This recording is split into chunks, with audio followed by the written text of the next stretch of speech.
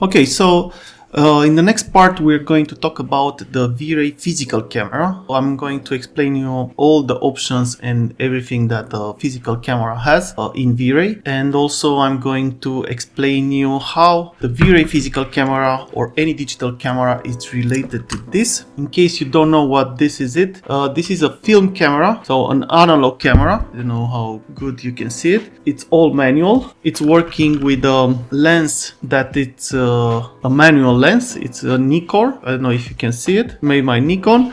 And this is the camera, and this is how it's looking inside. It has a mirror in here. This is the place where you are looking through the lens. So your image is getting reflected through this mirror, and you can actually through this mirror that it's here, and you can actually see through the lens. So you are actually seeing exactly what also the camera is seeing. So I'm gonna put it back. Actually, I'm not gonna put it back because I need to explain you how the lens and the camera is working, but I'll leave it on for now. And yeah, if you guys are ready, let's start.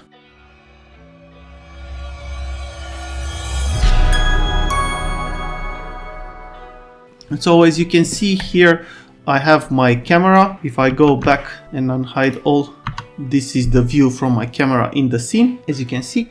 And the first tab that we're going to see is called the basic display. And here we have a still camera, a movie camera, and a video camera. More or less, they are all kind of the same. The only things that are changing are here in the aperture. Other than that, I don't see any other difference. Let's go back to the still camera. We're going to talk about the still camera. They are all the same. If you understand the principle of the first one, you will understand also the rest. So right now I have the still camera. The camera is with a target. What does it mean? A target is, if I click here and I go select camera target, now I have only the target selected. And now if I select the camera and I select this is my camera and this is the target. It's quite important to know what the target is, because you're gonna see later it's gonna help you to create images that are focused on objects with a depth of field, which is here under. Okay, and now the next thing that we have in here is the focus distance. So if I want, I don't need to use the target as a focus distance. I can just tell the program a focus distance that I want. So now it's 200 millimeters.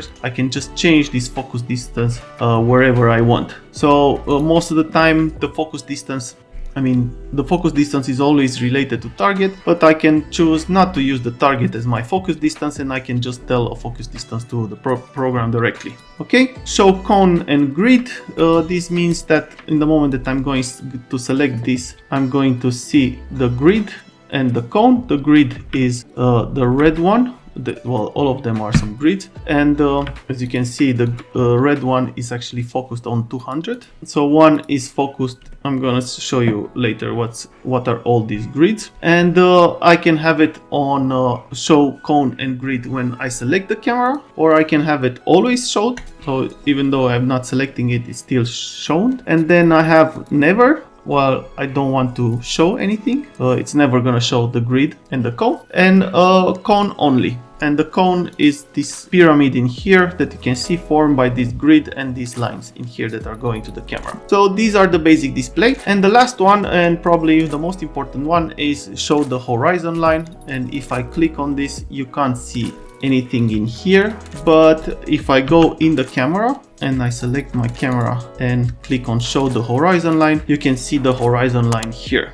This is quite important to understand exactly where is your camera, what's the height, and so on. Okay, and the next thing that we're going to talk about is the sensor and lens. The first thing that you will see here is the field of view, which is 79. I'm gonna make it 60 degrees, and this means that between this line and this line here we have 60 degrees. I can make this bigger or I can make this smaller, and in the moment that I'm doing that, also my focal length here, that it's with a dark gray, it's also changing, because these two, they are both related together. So the focal length and the field of view, they are both related.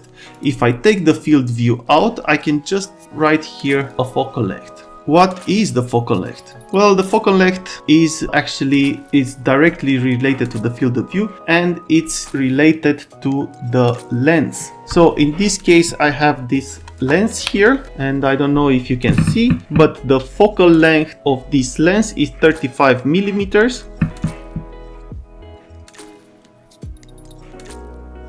See, it says there 35 millimeters. So this means that this is a fixed lens, so it's only 35. I can't change the focal length to this. It's always going to stay on 35. And then next to it we have the film gate, which is 35 millimeters. And what does it mean? Well, the film gate is how big is the gate of the camera. What is that? Well, the gate of the camera, it's actually the inside here. So in the moment that I'm gonna click on this, I'm gonna see the gate. Well, you're not going to see it because this is quite fast one, so I need to put everything on bulb.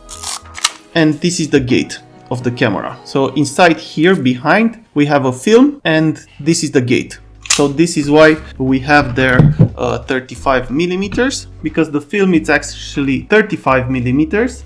In case you don't know how a film looks like, I'm going to show you right now. And this is a piece of film. It is already cutted, it was developed. You can already see the pictures on it. And this is a 35 millimeters film. So the gate of the camera is 36 millimeters because you need to have a little bit bigger gate so you can see the film through it. Okay. But the next thing that we have in here is the zoom factor, which is 1, and this means that according to your lens, you can have a zoom with the lens. In this case, the zoom factor, it means that my image is gonna stay as it is, and I can just zoom in and I can see more. The focal length stays the same, and as you can see, the field view is also changing, but the proportions and everything else stays the same. And then we have the aperture, and here we have the first thing that it says film speed ISO. I just showed you the film earlier, so this is the film, and this film is coming with an ISO on it. I don't know if you can actually see it, but here somewhere on the top it has a small writing, and I'm gonna take a picture of it maybe, and it says Kodak 200B. So this means that this is a film made by Kodak, and it has an ISO of 200. ISO of 200 is the sensitivity of the film. This film has, not right now because now it's developed, so it doesn't have any sensitivity anymore, but normally he's coming with a sensitivity of 200. This one, in this case, you can have 400, you can have 800, 1600 and 3200. Like this is kind of the profiles of the ISO of the movies. You can also have 100, 50, 25 and so on. So the best ISO for films in general is 100. That's the most, that's the clearest and the best that you can have with a film. Also for 50 millimeters is quite good. But then this depends also on the f number and the shutter speed. So as you can see, under the film speed ISO, we have the f number and the shutter speed. What is the f number? Well, the f number is, now we have an f number of 22. I don't know if you can see it. And now going up, I'm opening the f number, and now you can go until the lens is wide open, and this is an f number of 2. So the lens is going from 2 to 22. So we have an f number of 2, 2.8, 4, 5.6, 8, 15, 16, 22. So this is the f number. So how much light you let through the lens to touch the film in a period of time. And that period of time is called shutter speed. And you have it here. So this shutter speed in this case is 20.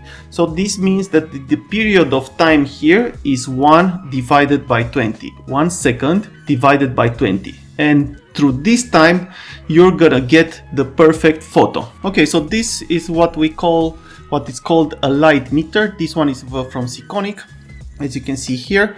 And this through this bulb that you can see, this white one, it can calculate the light that you have in the room. So for example, if I do that for this room, I'm just gonna get here some numbers, and the first one here in the corner top is the ISO, which is 400, and then I have here what is called an AV, And then here on the right side, this is my time, so it's 1 divided by 180, and here on the bottom, I don't know if you can see it, it's 1, and I can just change this and I can go 2 by 45. So right now, if I take this lens and I put it back to my camera and I go to 45, which I don't have in here, but I have 30, and it's going 30, and it's between 2.2 and 2.8, so I will go with 2. So right now on my camera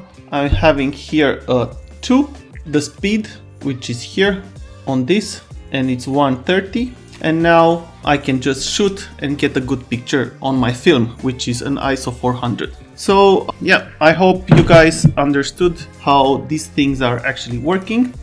So this is how you actually calculate how to have a good light in your scene. But what's happening in here in 3D Studio Max? So well, in 3D Studio Max is working exactly the same. The only difference is that the field speed ISO, you can go as much as you want. You can just change it. You don't need to go with the 400 or 200 or 800 film ISO. You can have any number in here. The F number is the same. You can have any F number in here, and the shutter speed, you can have any shutter speed in here. Yeah, it's much easier in a way, but on the other hand, you don't have a light meter in 3D Studio Max that can calculate how much light you need for your render. Another thing that you have, which is here in the color exposure, so now we have a physical exposure, which is this one from here, and you can have also an exposure value, or EV. If you remember, here we have the EV. So you can also use an EV to render much faster, or the EV is actually a combination between the F number and the shutter speed. As you can see, yeah, in this case here is changing the film speed ISO, but it's actually a combination between these two. And yeah, I'm not gonna talk about this, but there are lenses who have an EV on them, so you don't need to think about the F number and the shutter speed, you just need to think about the exposure value. But before going to that, let's go under here with the dolphin motion blur. This is the depth of field. And the next one is the motion blur. The motion blur, I made a tutorial about it where I discussed about in this one, where I discussed how to, this is the motion blur. So it's happening, it's a blur on the motion. So it's happening when you have wheels or things that are going very fast, or you have a very slow or slower shutter speed. So as you can see, and you can get this kind of effect, or you can get all kind of effects, also light trails. If you don't know what light trails are, these are the light trails. So you get this, all of this, because you have a longer exposure and you get this type of effect. In this case of this car, for example, the picture was made by another car. So the guy who made the picture was in another car who was going with the same speed as this car. So this is why you got all of this. And the car looks perfect. No, it has no blur, and the wheels have blur, and the background is blurred, and also the foreground is blurred. So this is how it's working. Anyway, I'm not gonna talk about this. And that's the motion blur. And the depth of field is when you have a focus on something on the room, for example on this part. So I have here a camera, a physical camera in this case, which has a motion blur. I don't know if you can actually see it, but here, for example, this lamp is blurred foreground, and also a little bit here the chair, and the background is also blurred, and also this lamp. I don't know if you can see it. If I make a quick render,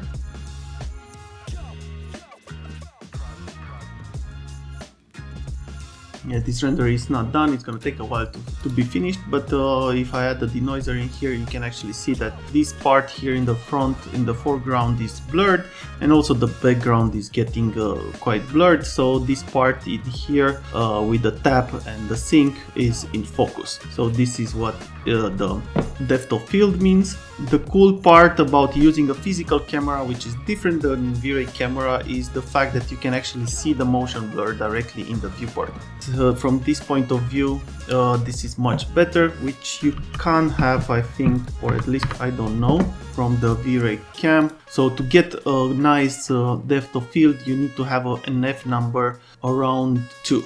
Between 2 and 1 you can have a very strong one, and if you go higher you get less and less. So if starting from 2 you have a depth of field which looks very nice, and if I add here 32 then you don't have any depth of field. So right now the film speed ISO and the f number are not really working, because I mean they are working, but I don't see any difference in here, see, even though I'm changing the f number and everything else, because I'm using the exposure value here. So if I want to change the light that I see through my camera, I need to change here the f number. So by changing that, see, I'm getting now a bigger exposure value, so less light in the room, and then if I go lower, I'm getting more light in the room. So this is working well with 8.5, I think. Then we have in here on the color exposure, no exposure. So this means that I'm gonna go here and play, and by doing anything there is no exposure in the room, but I will just go back to exposure value and I'm gonna add 8.5 in here, or around 8, and should be more than enough. And then the next thing that we have in here is the vignette, which is quite simple to explain.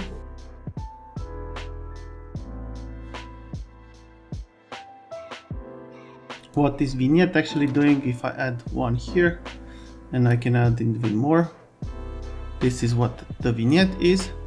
So you're getting these dark edges in here, and this vignette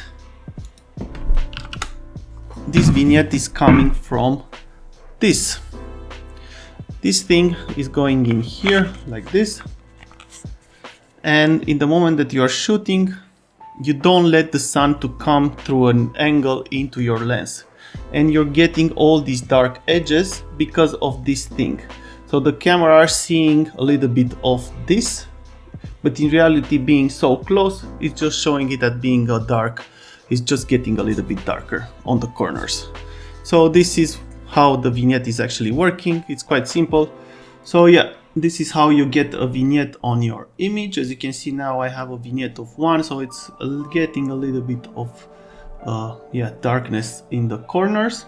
And the next thing that we have is the white balance. So I talked about the white balance before. The white balance means that what you have in your room or on your scene, which is white, needs to be white also in the picture. So to do that, most of the time you need to know the color of the lights, and then to apply the same temperature in Kelvin here. So if I go here with temperature, I should be able to apply the same value that I have on my lights to this thing here. So I don't know how much I use, 4800.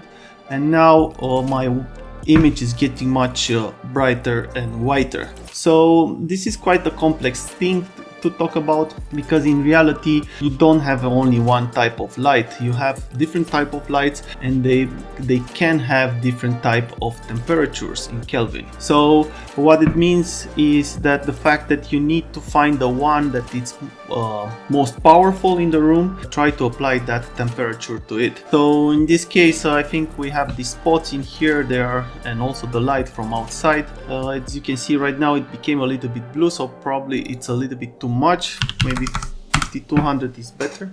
But also it depends on a lot on your monitor, because you need to have a monitor that is calibrated so you can see exactly the true colors into this, because what I'm seeing right now on my monitor is probably not the same thing that you are actually seeing from your home on your monitor. So this is why everyone should have a calibrated monitor, especially when you are making renders or you're making photography. Not the case for me. My monitors are quite old and I should change them as soon as possible, but I will see later. At one moment I'm going to do it. Okay, so this is about the color exposure, which is quite important to know. The next thing is resolution override. This is a very cool thing that, from my knowledge, only Vray has, and you can have, if you have different cameras in the room, you can have different types of resolution for each camera. So this is the thing. The next thing that we have in here is the tilt and shift. There are lenses in reality that they can do the tilt and the shift in the lens. They are quite expensive ones. Here you can just do it by, yeah, this is the tilt. So as you can see, and this is the horizontal one. So what does it mean when you have a render like this one focused in on one point of view? The verticals needs to be parallel with the edge. And then for the other one, for the horizontal, this line, which is probably, it should be horizontal with this top edge. I think now it's the horizontal is correct, and also the vertical. You can also use the automatic vertical tilt, and this is going to do that for you. And then you have also the shift that is going like this, so you're just shifting. And you have also the shifting, the horizontal shifting, which is just going. It looks strange, but it's nice to have. The next thing is the bokeh effect. This has to do with the depth of field. So when you have a really nice depth of field, you can play with it and get all kind of different depth of fields with this. Also using the bitmap textures and so on. I'm not going to talk about depth of field because it's not the point of this tutorial. Next thing is the distortion in the lens that you can have. Also this is quite advanced, so I'm not going to talk about this, but it's good to know to have it, that you have it. So you most of the time, because the lenses are not perfect, you get a distortion inside the lens. But yeah, to create more realism, they just added this in here. Okay, and the next part, and probably the most one of the most powerful things that we have in these days, is the camera clipping. And what is camera clipping? You can actually clip with your camera parts of your scene, which can be very helpful, especially if you have small spaces where you don't have enough space to add a camera inside. And you can also use the far clipping, so this means that you can cut parts of your scene or of your render to clip parts that you really care about. So that's really nice to have. As you can see here, I have the background that it's outside, and then I just cut the front part and I have only the chairs and the table and this. Yeah, this is quite a nice thing to have. I'm just gonna close this for now. Okay. And then we have the rolling shutter, and this can work only if you have the motion blur on. And yeah, you can do all kind of things related to motion blur. And here there is one. This is with the rolling shutter on, and this is with the rolling shutter off. So as you can see, you can get all these kind of effects. Yeah, I don't know if you really need it. Then the next thing is the camera shader. Here you can add a map as a camera shader. Yeah, this is a little bit way too advanced for everyone. So yeah, you need the map first and then the to add it in here. And the last thing is the proportion guides. This is actually a script that already exists, and they just added that in here, so you don't need that script anymore. This video I talked about that. Here this was the script, which is more complex, and it has many other things than the one in Vray. You can also have the camera, the target, all kind of things, and dimensions and so on. So yeah, if you want to know more about this script, just go to this video, the Japanese Villa 3D interior scene step by step with Corona, and you're gonna see it. Also how to install it, how to use it, and so on. This is a much more simpler idea of that one, where you have the golden grid, the golden spiral, also the golden triangle, so called, and you can also flip all of this. I don't remember if in that one you could do it, so you can change the colors of them and so on.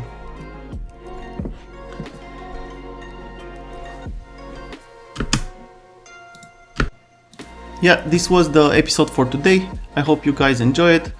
Please don't forget to subscribe if you didn't do it already. Please share it with your colleagues or friends if you find things useful in this video.